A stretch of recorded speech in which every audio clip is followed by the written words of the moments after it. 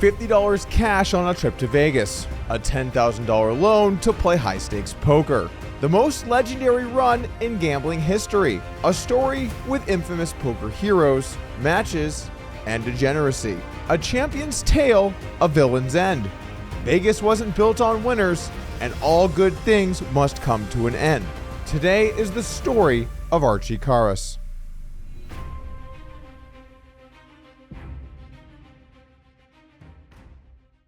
Archie Karas is known for putting together the biggest gambling winning streak in recorded history. From 1992 to 1995, Karas went on a heater that saw the Greek-American win over $40 million. Those winnings came from poker, baccaract, craps, blackjack, and pool. Karas' hot streak went down in gambling lore as The Run and hasn't been matched since. Born in Greece in 1950, Archie Karas departed from his home country at the age of 15. His earliest gambling exploits saw Karas shoot marbles to earn money for food.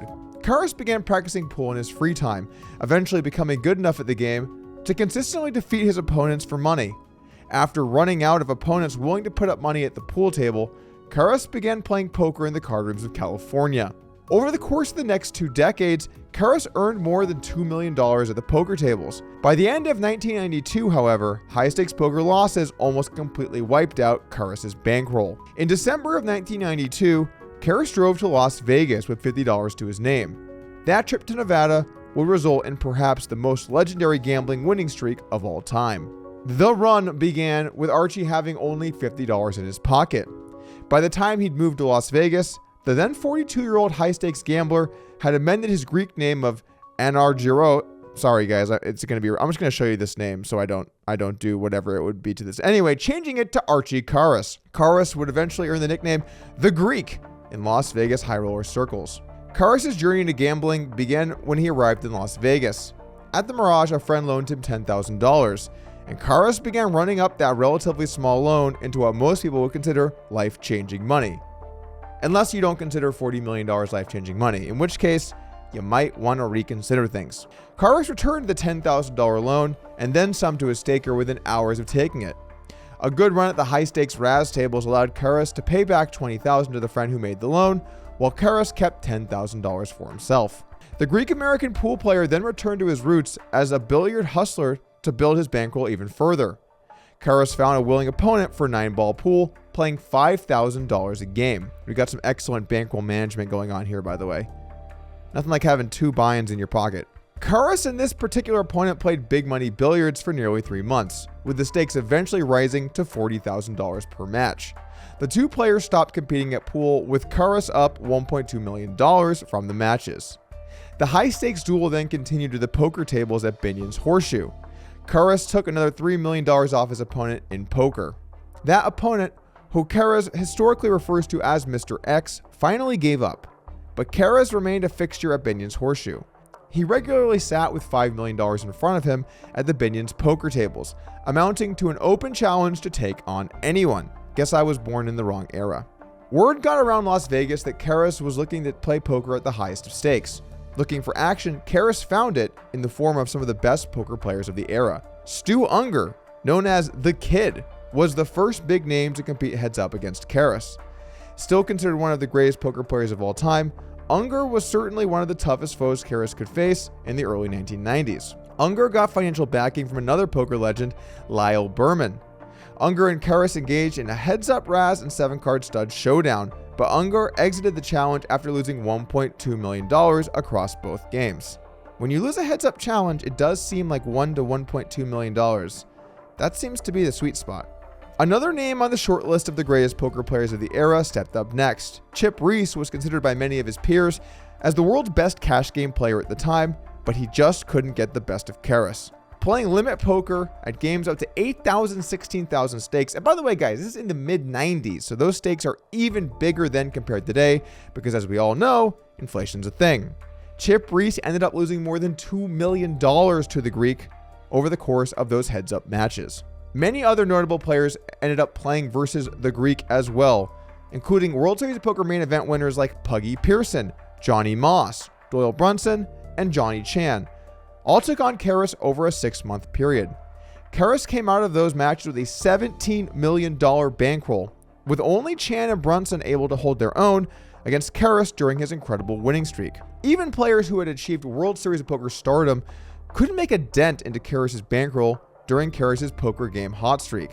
The poker challengers stopped showing up, and Karas turned away from the poker tables and got into the next stage of his gambling career. And before we continue, it's important to note, the vast bulk of the run did happen over playing poker. And what's great about poker is, unlike other house games, those games are totally beatable.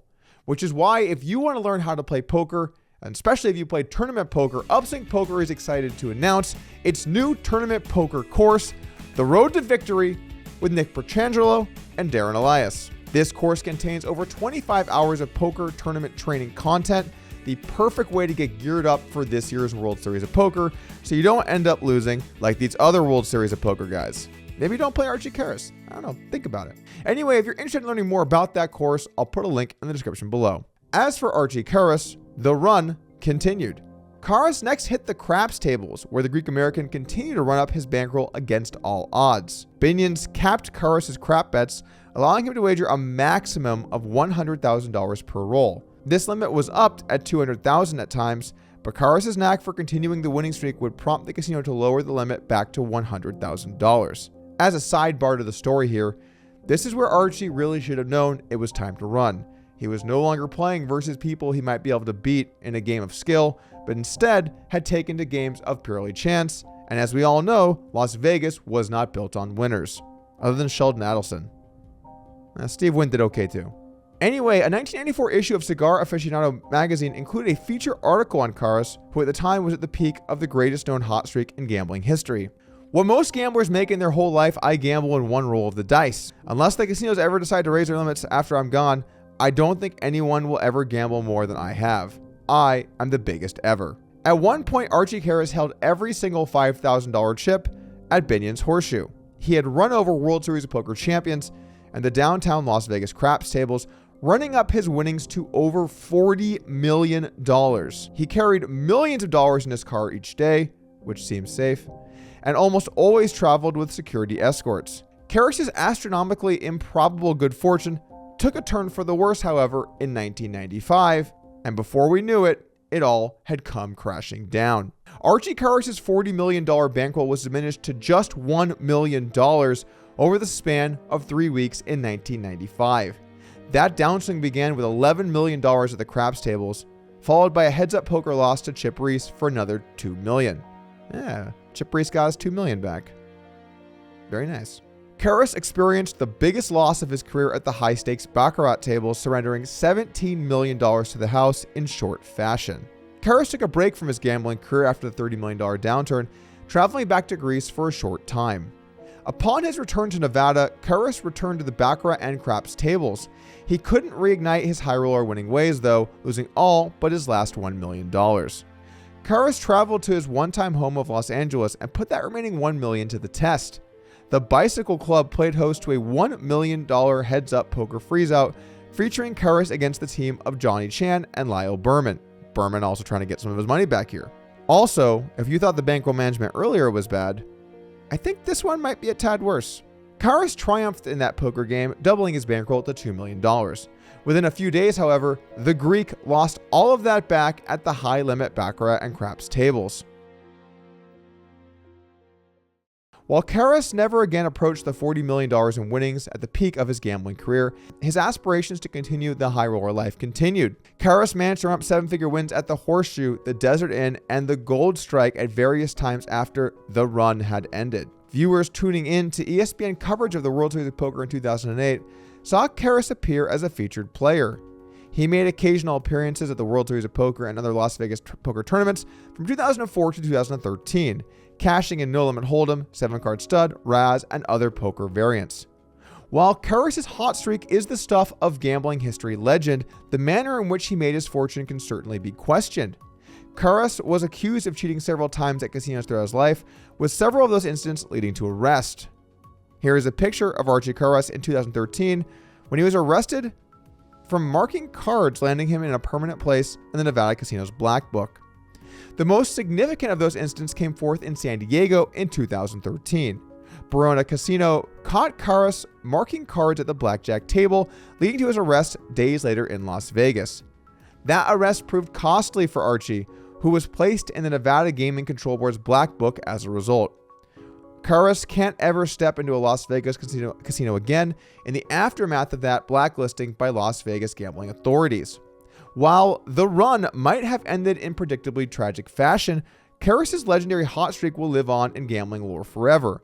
Now in his 70s, Karas still reportedly lives in Las Vegas, where his day-to-day activities are unknown. Since the run, Archie has gone on to numerous videos and podcasts and such to talk about his experiences during the run. He also talks about the mindset that he had and why he was willing to risk it all. Money didn't mean anything, which it didn't, otherwise I wouldn't gamble it. That's what makes a gambler. He's not afraid to win, and he's not afraid to lose. Nothing's going to change my style. If I had to gamble again, I have to gamble the same way. I got to go all out. You know what I mean? On attack mode.